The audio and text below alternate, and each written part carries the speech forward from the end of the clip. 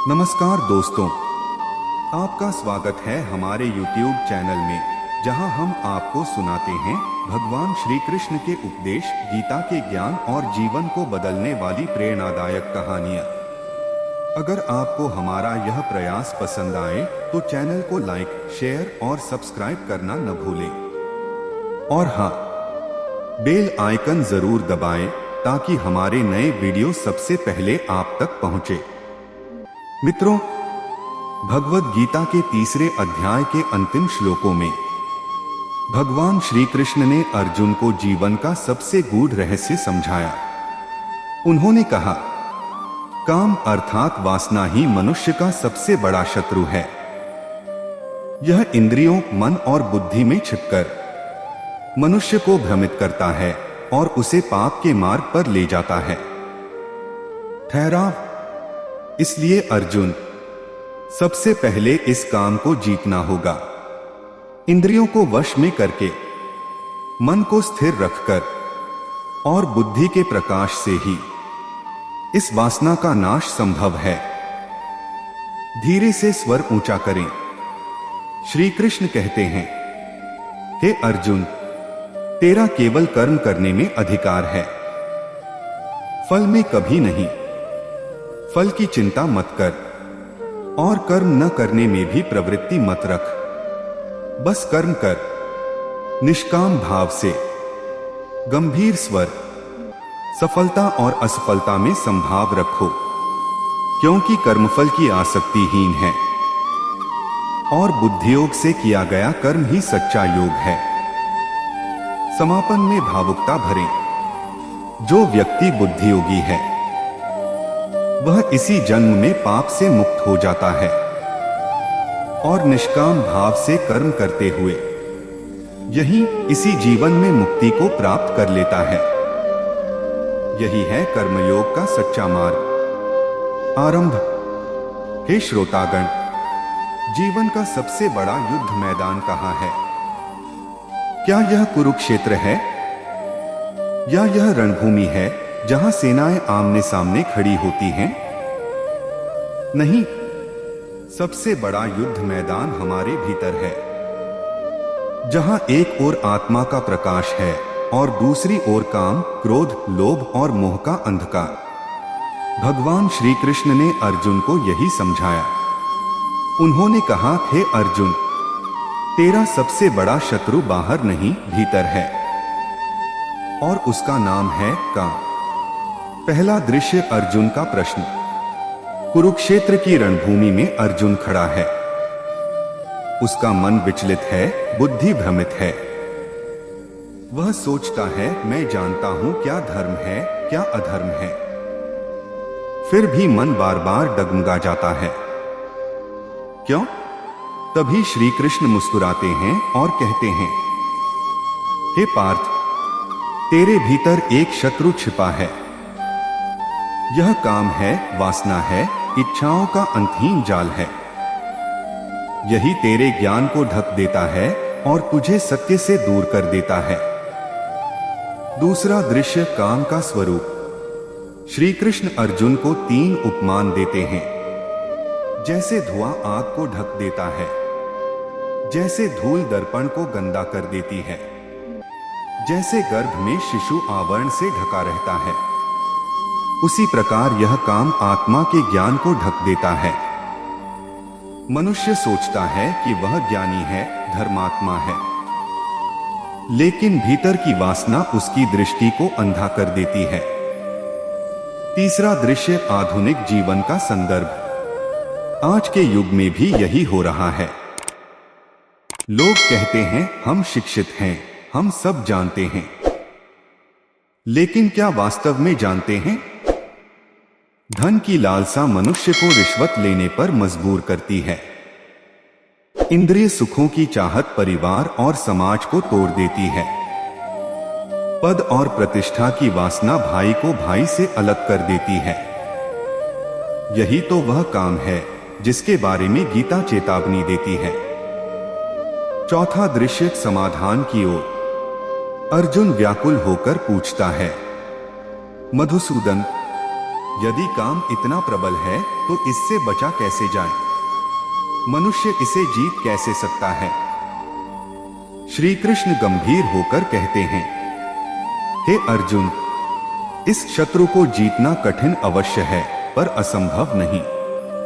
इसके लिए 3 मार्ग हैं। इंद्रियों का संयम, आंखें, कान, जीभ, त्वचा और नाक, ये सब इच्छाओं के द्वार हैं। यदि इन्हें नियंत्रित कर लिया तो काम की जड़ सूख जाएगी। मन की स्थिरता, ध्यान और साधना से मन को स्थिर करो। कर्मण्येवाधिकारस्ते मा फलेषु कदाचन मां कर्मफल हेतुर्भूर्मा ते संगोस्त्व कर्मणि। भावार्थ, मनुष्य का केवल कर्म करने में अधिकार है, कभी भी उसके फल में नहीं। फल की इच्छा तेरा उद्देश्य न हो और न ही तू कर्म न करने में आसक्त हो। कहानी कर्म ही धर्म, गीता का दिव्य संदेश। आरंभ भावनात्मक प्रवेश। गंभीर धीमी आवाज। प्रिय श्रोतागण, जीवन में हम सब कर्म करते हैं। कोई पढ़ाई करता है, कोई व्यापार, कोई सेवा। लेकिन एक बात पर ध्यान दीजिए, अक्सर हमारा मन फल की चिंता में डूबा रहता है। अगर मुझे सफलता न मिली तो? अगर लोग मेरी मेहनत को न पहचाने तो? अगर धन न मिला तो? यही चिंता हमें दुखी करती है। इसी बंधन को तोड़ने के लिए भगवान श्री कृष्ण ने अर्जुन को श्लोक 47 में अमर उपदेश दिया। पहला दृश्य कुरुक्षेत्र का द्वंद्व। कुरुक्षेत्र की रणभूमि पर अर्जुन खड़ा है। धनुष हाथ में है, पर हाथ कांप रहे हैं। वह सोचता है, अगर मैं युद्ध करूंगा तो भाई, गुरु, रिश्तेदार सब मारे जाएंगे। अगर जीत गया तो दोष लगेगा, अगर हार गया तो अपमान होगा। तो क्यों करूं युद्ध? श्री कृष्ण ने अर्जुन की मनःस्थिति को समझा और कहा, हे पार्थ, तेरा अधिकार केवल कर्म करने में है, फल पर नहीं। यदि तू फल की चिंता करेगा तो कभी कर्म नहीं कर पाएगा। दूसरा दृश्य फल की आसक्ति का परिणाम। भगवान समझाते हैं, जब मनुष्य केवल फल की आसक्ति से कर्म करता है, तब उसका मन डर और मोह से भर जाता है। यदि फल मिला तो अहंकार बढ़ता है। यदि फल न मिला तो निराशा और दुख मिलता है। फल की यह चिंता ही मनुष्य को बांध देती है और यही बंधन उसे सच्चे धर्म और आत्मज्ञान से दूर कर देता है। तीसरा दृश्य एक छोटी कहानी। एक गांव में एक किसान था। वह हर साल खेत में बीज बोता था। फसल कैसी होगी, बारिश होगी या नहीं, यह उसके हाथ में नहीं था। लेकिन फिर भी वह हर साल कर्म करता था, क्योंकि यही उसका धर्म था। एक दिन किसी ने उससे पूछा, तुम्हें कैसे विश्वास है कि फसल अच्छी ही होगी? किसान मुस्कुराया और बोला, मुझे केवल बोने का अधिकार है। फल देना तो प्रकृति और भगवान का काम है। मेरा धर्म है कर्म। श्लोक 48। योगस्थः कुरु कर्माणि संगं त्यक्त्वा धनंजय सिद्ध्य सिद्ध्योः समो भूत्वा समत्व योग उच्यते। भावार्थ, हे धनंजय, अर्जुन, योग में स्थित होकर, आसक्ति त्याग कर, सफलता और असफलता को समान भाव से देखकर कर्म कर, यही समत्व का नाम योग है। कहानी संभाव योग, गीता का दिव्य उपदेश। प्रस्तावना धीमी गहरी आवाज में। प्रिय श्रोताओं, जीवन का सबसे बड़ा संघर्ष केवल बाहरी दुनिया से नहीं, बल्कि अपने भीतर से होता है। हम सब कर्म करते हैं, कभी नौकरी में, कभी व्यापार में, कभी रिश्तों में, कभी समाज में। लेकिन हमारा मन हमेशा परिणाम के 2 पार्टों में पिसता रहता है। अगर सफलता मिली तो मैं बड़ा हूं, अगर असफल हुआ तो मैं छोटा हूं।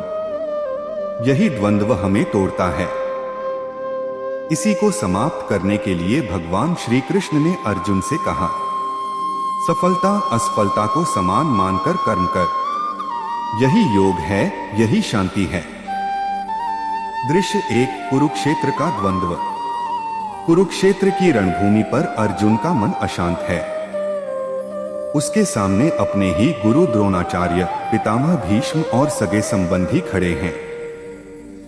अर्जुन सोचता है, अगर मैं जीत गया तो अपने ही प्रियजनों का वध करके कैसी सफलता होगी, और अगर हार गया तो अपमान और दुहक ही मिलेगा।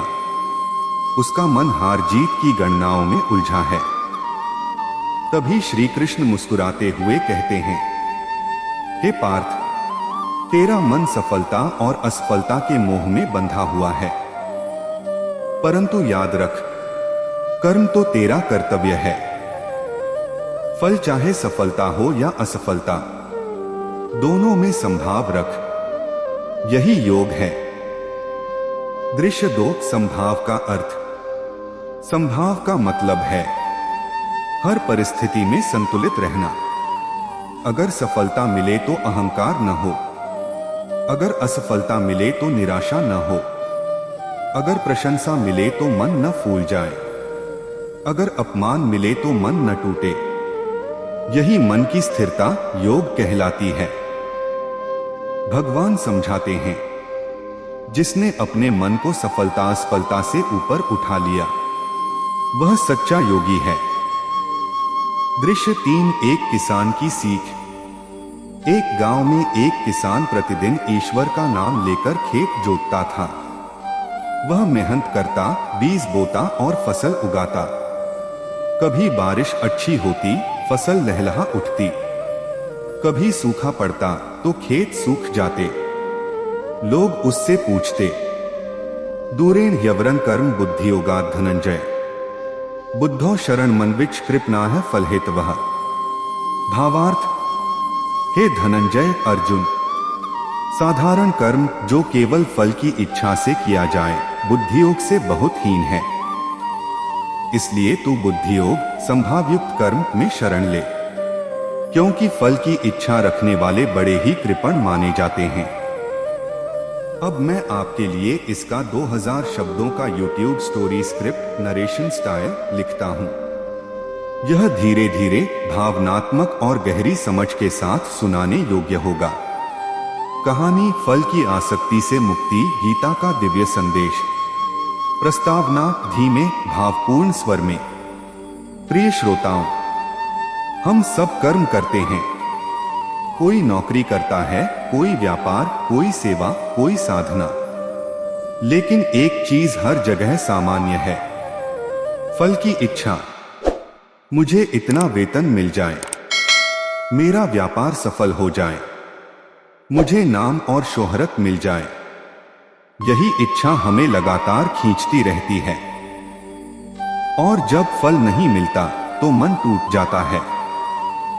भगवान श्री कृष्ण ने अर्जुन से कहा, फल की कामना से किया गया कर्महीन है। बुद्धियोग से कर्म करो। फल की चिंता करने वाले कृपण कहलाते हैं। दृश्य 1, कुरुक्षेत्र का प्रसंग। कुरुक्षेत्र की भूमि पर अर्जुन खड़ा है। उसका मन द्वंद्व से भरा है। वह सोचता है, अगर युद्ध जीता तो राज्य मिलेगा, अगर हारा तो विनाश होगा। मेरा हर कर्म केवल फल से जुड़ा हुआ है। प्रभु, मैं क्या करूं? तब श्री कृष्ण शांत स्वर में कहते हैं, पार्थ, फल की इच्छा से किया गया कर्म तो कृपणता है। सच्चा कर्म वही है जो बुद्धियोग से किया जाए, जहां कर्तव्य हो पर फल की आसक्ति न हो। दृश्य 2, कृपण कौन है? श्री कृष्ण ने कहा, हे अर्जुन, जो लोग केवल फल की इच्छा से कर्म करते हैं, वे कृपण दरिद्र कहलाते हैं, क्योंकि वे अपनी अनमोल शक्ति, अपने मन और अपनी आत्मा को छोटे छोटे परिणामों में बांध देते हैं। मान लो कोई व्यक्ति केवल इस उम्मीद में भक्ति करता है कि उसे धन मिलेगा, तो वह भक्ति का असली आनंद खो देता है, क्योंकि उसका मन ईश्वर से नहीं बल्कि धन से जुड़ा रहता है। यही कृपणता है। दृश्य 3। एक किसान की सीख। एक गांव में एक साधु ने देखा कि एक किसान रोज मंदिर जाता है और प्रार्थना करता है, हे भगवान, मेरी फसल अच्छी हो ताकि मुझे अधिक धन मिले। साधु ने पूछा, क्या तू ईश? हे मित्रों, आज हम बात करेंगे गीता के उस दिव्य उपदेश की जिसे भगवान श्री कृष्ण ने अर्जुन को दिया। जो बुद्धियोगी है वह इस जन्म में ही पाप से मुक्त हो जाता है। समता बुद्धि से युक्त होकर कर्म करना ही योग की सिद्धि है। भूमिका। कल्पना कीजिए, कुरुक्षेत्र का विशाल युद्ध भूमि, चारों ओर शंखनाद रणभेरी की आवाज, धरती पर गिरते हुए योद्धा और अर्जुन का मन दुविधा और मोह में डूबा हुआ। उसी समय श्री कृष्ण ने यह गूढ़ सत्य कहा, हे अर्जुन, योग की सिद्धि किसी चमत्कार से नहीं बल्कि संभाव और निष्काम कर्म से प्राप्त होती है। समता बुद्धि का अर्थ। समता का अर्थ है सफलता और असफलता में समान रहना। जब हमें सफलता मिलती है तो हम अहंकार से भर जाते हैं और असफलता मिलने पर हम निराश होकर दुखी हो जाते हैं। परंतु बुद्धियोगी व्यक्ति ऐसा नहीं करता। वह समझता है कि सफलता और असफलता दोनों ही क्षणिक हैं, दोनों ही समय के साथ बदलने वाले हैं। इसलिए वह कर्म करता है पर फल से बंधता नहीं। कथा उदाहरण। एक छोटे से गांव में एक साधु रहते थे। वे हर दिन सुबह उठकर खेत जोतते, बीज बोते और पेड़ पौधों को पानी देते। गांव वाले अक्सर उनसे पूछते, महाराज, आप इतना परिश्रम करते हैं लेकिन आपकी फसल कभी अच्छी होती है कभी खराब, आपको गुस्सा नहीं आता? साधु मुस्कुराते हुए कहते, मेरा काम है बीज बोना और पानी देना। फल देना या न देना यह परमात्मा का काम है। मुझे केवल कर्म करना है, फल की चिंता नहीं। यही है बुद्धियोगी का जीवन। श्री कृष्ण का संदेश। भगवान कहते हैं, हे अर्जुन, बुद्धियोगी व्यक्ति इस जन्म में ही पाप से मुक्त हो जाता है।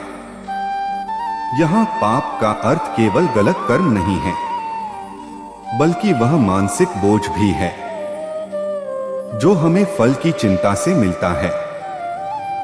जब इंसान फल की आसक्ति से कर्म करता है तो उसके भीतर भय, लोभ, ईर्ष्या और दुख पैदा होते हैं। यही सब मिलकर पाप का कारण बनते हैं। परंतु जब इंसान संभाव से कर्म करता है तो वह इन बंधनों से मुक्त हो जाता है। आध्यात्मिक दृष्टांत। सोचिए, एक मोमबत्ती जल रही है। वह सबको प्रकाश देती है, चाहे अमीर हो या गरीब, मित्र हो या शत्रु। मोमबत्ती यह नहीं सोचती कि मुझे किसे प्रकाश देना चाहिए और किसे नहीं। वह बस अपना धर्म निभाती है, जलना और प्रकाश देना। ठीक वैसे ही बुद्धियोगी व्यक्ति। मित्रों, भगवान श्री कृष्ण का दिया हुआ गीता का उपदेश केवल अर्जुन के लिए नहीं था बल्कि हम सबके लिए है। अध्याय 3 के श्लोक 40 से 50 तक श्री कृष्ण ने जीवन का गहरा रहस्य समझाया है। काम, वासना, कर्म और बुद्धियोग। आज हम इसी अमृत संदेश का सार एक कहानी और जीवन प्रेरणा के रूप में सुनेंगे। काम सबसे बड़ा शत्रु। श्री कृष्ण ने अर्जुन से कहा, हे पार्थ, तुझसे बड़ा कोई शत्रु नहीं। तेरे भीतर बैठा हुआ काम, वासना ही तेरा सबसे बड़ा शत्रु है। वासना, इच्छाएं, लालसा, यही वे आवरण हैं जो ज्ञान को ढक देते हैं। जैसे धुआं अग्नि को ढक देता है, धूल दर्पण को ढक देती है और गर्भ शिशु को ढक लेता है, इसी प्रकार कामना मनुष्य के असली सत्य आत्मा और परमात्मा को ढक देती है। इंद्रियों और मन पर नियंत्रण। श्री कृष्ण कहते हैं, हे अर्जुन, अगर तू इस शत्रु को हराना चाहता है तो अपनी इंद्रियों पर नियंत्रण कर। इंद्रियां घोड़ों की तरह हैं, अगर इन्हें लगाम न दी जाए तो ये मनुष्य को अंधकार की ओर ले जाती हैं, लेकिन अगर बुद्धि की लगाम से इन्हें नियंत्रित कर लिया जाए तो यही इंद्रियां मनुष्य को मुक्ति के मार्ग पर ले जाती हैं। कथा उदाहरण। प्राचीन काल में एक राजा था। वह अत्यंत बलवान और बुद्धिमान था, परंतु वासनाओं का दास था।